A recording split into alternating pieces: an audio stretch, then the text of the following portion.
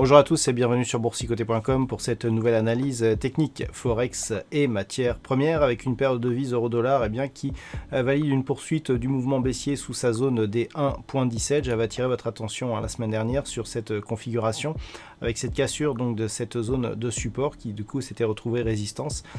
C'est confirmé cette semaine puisqu'on valide donc une poursuite de ce mouvement avec un objectif donc qui se trouve sur la zone des 1.1570 tant que les cours évoluent justement sous cette zone horizontale des 1.17. Sur la paire de devises livre sterling contre dollar américain, nous sommes toujours ici dans une dynamique baissière. Nous pouvons constater donc suite à la rupture ici qui avait transformé la zone des 1.3010 de support à résistance, avec ici ce contact sur la moyenne mobile 20 exponentielle, nous avons donc nouveau point bas. On a eu un rebond ici sur la moyenne mobile 20 exponentielle qui a été suivi donc par une autre accélération baissière, une autre attaque ici sur la bande de Bollinger inférieure et donc globalement une poursuite ici de cette dynamique. Alors la configuration devient intéressante car nous sommes actuellement sur un niveau ici intermédiaire, donc proche ici de cette zone des 1.2860 où nous avons eu de nombreux contacts ici des cours en tant que support et c'est cette zone de support ici intermédiaire qui est venue tester la période de vie GBP/USD aujourd'hui. Donc on est toujours ici dans cette dynamique baissière avec un test de ce support. Si celui-ci venait à céder, l'objectif serait un support qui est légèrement inférieur, à savoir la zone ici des 1.2780.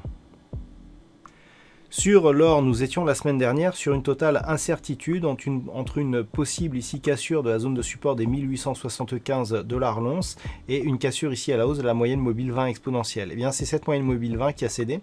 Donc on est repassé ici au-dessus de celle-ci et on est venu marquer un contact ici avec la bande de Bollinger supérieure.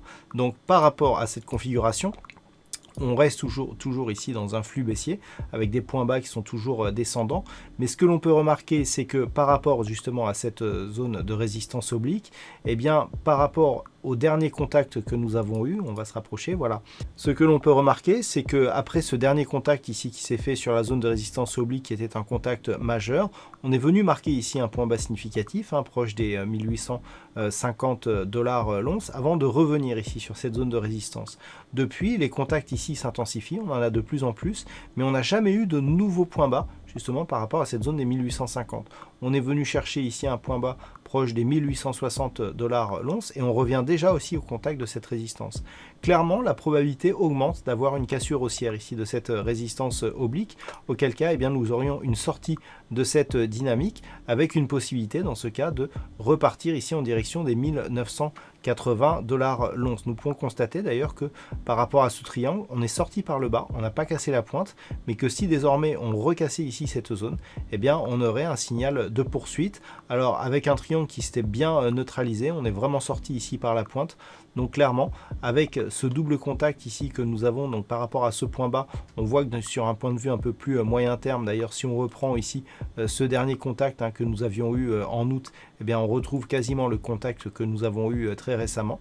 La probabilité ici d'une cassure de cette zone de résistance nous donnera un objectif de retour ici sur cette zone des 1980 $ l'once.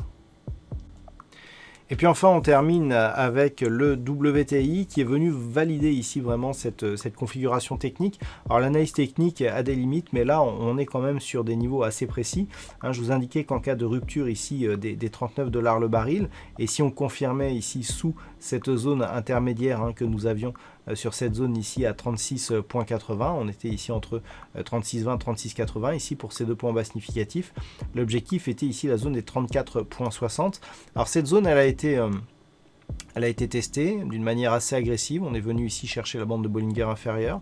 Et ce qui est intéressant, c'est que suite à ce contact, là où on avait toujours des rebonds ici qui restaient bien sous la moyenne mobile 20 exponentielle, suite à ce contact, donc sur cette zone majeure, hop, on rebondit et on commence à s'affranchir ici de cette moyenne mobile. On peut considérer ici qu'après ce point haut intermédiaire, on est déjà sur des niveaux supérieurs, donc il y a rupture de la loi de dos, dans le sens où, par rapport ici à ces deux points bas significatifs, le point haut intermédiaire a été déjà dépassé. Donc nous sommes clairement sur une possibilité de retournement. Si ce retournement était validé, on pourrait se neutraliser ici dans cette zone entre 34,60 et 39 $ le baril. Voilà donc ce que l'on peut dire ce soir sur cette analyse technique Forex et matières premières. Passez une bonne soirée, on se retrouve dès demain pour d'autres analyses techniques, toujours sur le site boursicoté.com.